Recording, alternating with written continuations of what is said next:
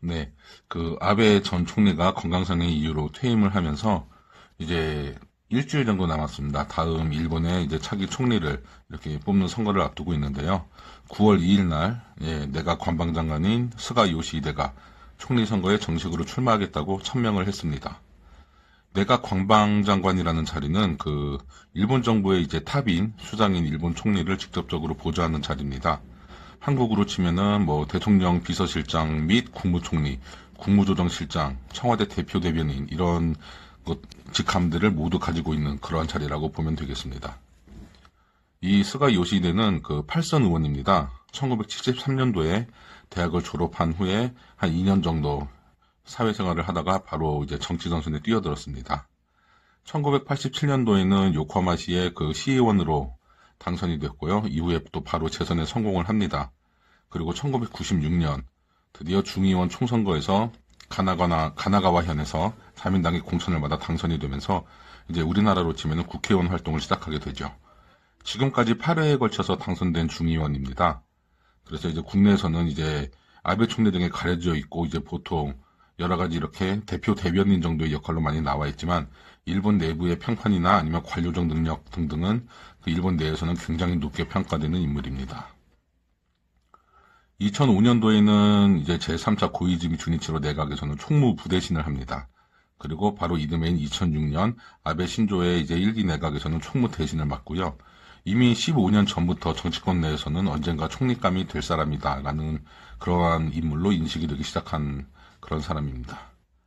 지금 현재 당선 가능성이 굉장히 높습니다. 물론 이제 다른 후보들도 있어요. 뭐 기시다 후미오나 아니면 이시바 시게루 이런 후보들도 있습니다.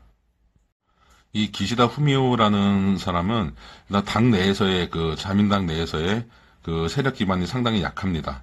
현재 이제 아베의 눈밖에도 난 상태고요. 지금 극우적인 스탠스를 취하고 있는 자민당과는 약간의 이견이 있는 인물입니다.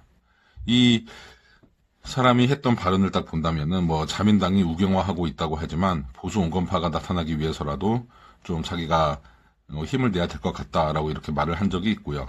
또 지금 일본 정치가 강한 리더십이나 미국 중심 외교, 매파적 체질이 강조되는데 이런 것들이 나쁜 건 아니지만 균형이 중요하다고 필요한다라고 당내 소장파, 온건파적인 그런 발언들을 하긴 했습니다. 그리고 또 다른 후보인 이시바 시게루 같은 경우는 이제 자민당 내에서는 반아베파입니다. 또 방위청 장관을 지내서 이제 방위 부분에 대해서 전문가기도 하고요.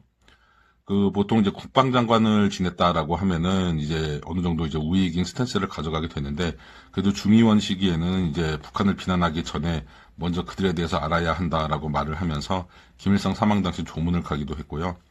태평양 전쟁은 침략 전쟁이며 대동아 공영권은 침략 전쟁을 정당화하기 위한 정치적인 수사다라고 TV 프로그램에서 발언을 하여 많은 파장을 일으키기도 했습니다. 또한 위안부 문제와 관련해서는 한국이 납득할 때까지 사죄해야 한다라고 말을 한 적도 있고요. 얼마 전에 이렇게 부각되었던 지소미아 사태에 대해서는 일본이 전쟁 책임을 정면으로 마주보지 않는 것이 문제라는 발언을 했습니다. 지금 자민당 내에서는 거의 정반대의 스탠스를 취하고 있는 인물이기 때문에 현재 아베 전 총리의 입김과 푸시가 중요한 이번 선거에서 사실 당선 가능성은 제로에 가깝다고 볼 수 있겠습니다. 아마 개인적으로는 90% 이상의 확률로 그 스가 요시히데 내각 관방장관이 아마 남은 1년여의 총리 임기를 이렇게 당선인으로서 마치고 그리고 또 차기 총리로 다시 선출될 것으로 예상이 됩니다. 예전에는 약간 좀 언행이 좀 진중하고 그리고 그렇게 표가 나지 않는 그러한 인물이었다라고 이제 많은 사람들에게 알려져 있는데요. 사실 지금 그 아베 내각 내에서는 굉장히 외교적인 결례가 되는 말을 한다거나 아니면은 굉장히 강한 우익적 그런 표현을 하는 등 좀 걱정이 되는 인물이긴 합니다. 특히 이번에 그 출마 선언을 하면서 완벽하게 아베 전 총리가 진행해온 정치적 외교적 노선 등을 이어서 가져가서 완성시킨다라고 천명을 한 상태죠. 그의 한국 관련된 발언을 몇 가지 본다면은 가장 유명한 게 그 한국과 중국이 안중근 표지석 설치를 하기 위해서 협의를 하고 행동에 옮겼을 때 안중근은 테러리스트다라는 그런 발언을 해서 크게 이제 국내에서 반향을 불러일으킨 부분이 있고요. 2018년도 유엔 인종차별철폐위원회가 일본군 위안부 문제를 이렇게 좀 일본이 피해자 입장에서 해결을 하라라고 보고서를 냈을 때에는 일본 정부의 설명을 충분히 고려하지 않아서 극히 유감이다라고 반응을 하기도 했습니다.